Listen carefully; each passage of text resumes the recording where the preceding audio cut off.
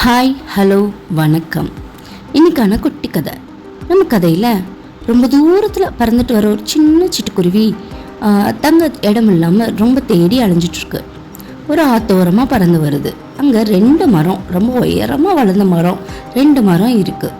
அதில் ஒரு மரத்துக்கிட்ட போய், மரமே மரமே, நான் உன்னோட இடத்துல ஒரு கூடு கட்டிக்கிறவா அப்படின்னு கேட்குது. அதுக்கு இந்த மரம், இல்லை முடியாது, நீ கண்டிப்பாக கூடு கட்டக்கூடாது அப்படின்னு சொல்லுது. அது கேட்டோன்னே சிட்டுக்குருவிக்கு ரொம்ப சோகமாயிருது. அப்போது பக்கத்தில் ஒரு மரம் இருக்குது. அந்த மரத்துக்கிட்ட போய் கேட்குது சிட்டுக்குருவி, மரமே மரமே, நீ எனக்கு தங்க இடம் கொடுப்பியா அப்படின்னு கேட்குது. அப்போ அந்த மரம் சிட்டுக்குருவியோட பாவமான முகத்தை பார்த்துட்டு, சரி நீ என்னோட இடத்துலையே நீ கூடு கட்டிக்கோ அப்படின்னு சொல்லி இடம் கொடுக்குது அந்த இன்னொரு மரம். அப்போ கொஞ்ச நாள் கழித்து ஒரு நல்ல மழை பெய்யுது. மழை நாளும் மழை, சரியான மழை. அந்த மரம் முக்கால்வாசி நிறையிற அளவுக்கு கூட நல்ல வெள்ளம் போய்கிட்டு இருக்கு. அப்போது அந்த மரம் 2ம் ஆற்றுல அடித்து போய்கிட்டு இருக்கு. அதில் கூடு கட்டியிருந்த அந்த சிட்டுக்குருவியும் தன்னால் எவ்வளோ முடியுமோ அந்த அளவுக்கு அங்கேருந்து தப்பிக்க பார்க்குது. அதால் முடியல. அப்புறம் தேவையே இல்லாமல் அந்த மரத்தோட மரமாக அதுவும் வெள்ளத்தில் அடிச்சுட்டு போகுது.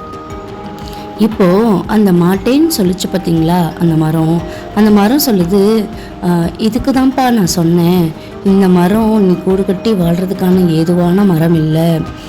நான் எப்போ வேணாலும் வெள்ளத்தில் அடிச்சுட்டு போகிற அளவுக்கு நான் தயாராக இருக்கேன். அதனால தான் நான் இதில் கூடு கட்ட வேண்டான்னு நான் சொன்னேன். ஆனாலும் நீ வேறு பக்கம் போய் இருந்தீங்கன்னா உனக்கு இந்த நிலைமை வந்திருக்காது அப்படின்னு சொல்லி அந்த சிட்டுக்குருவியை பார்த்து இந்த மரம் ரொம்ப கவலைப்படுது. அப்போது எப்படியோ சிட்டுக்குருவியை அங்கேருந்து மரங்கள் கிளைகளில் பிடிச்சி எப்படியோ அங்கேருந்து காப்பாற்றப்பட்டு அங்கேருந்து பறந்தும் போகுது சிட்டுக்குருவி. இப்படி தாங்க நிறைய விஷயத்தில் நம்ம நோ அப்படின்ற ஒரு விஷயம் சொல்கிறதுக்கு ரொம்பவே தயங்குறோம். நோ என்றைக்குமே தப்பு கிடையாது. நம்மளால் முடியும் அப்படிங்கிறத ரொம்ப வெளிப்படையாக நம்ம சொல்லிட்டோம்னா, நம்மளை தேடி வர்றவங்க நம்மக்கிட்ட இல்லைனாலும் இன்னொருத்தர் இடத்துல கண்டிப்பாக நமக்கு தேவையானது கிடைக்கும் அப்படின்னு நினச்சிட்டு கிளம்பி போவாங்க. எப்படி நோ சொல்கிறதுன்னு யோசிச்சுக்கிட்டு நம்மளை நாமளே கஷ்டப்படுத்திக்கவும் வேணாம், அவங்கள கஷ்டப்படுத்தவும் வேண்டாம். நம்ம சேனலில் வர கதைகள் உங்களுக்கு பிடிச்சிருந்ததுன்னா நம்மளோட சேனலுக்கு ஒரு லைக் பண்ணுங்கள், சப்ஸ்கிரைப் பண்ணுங்கள். நன்றி.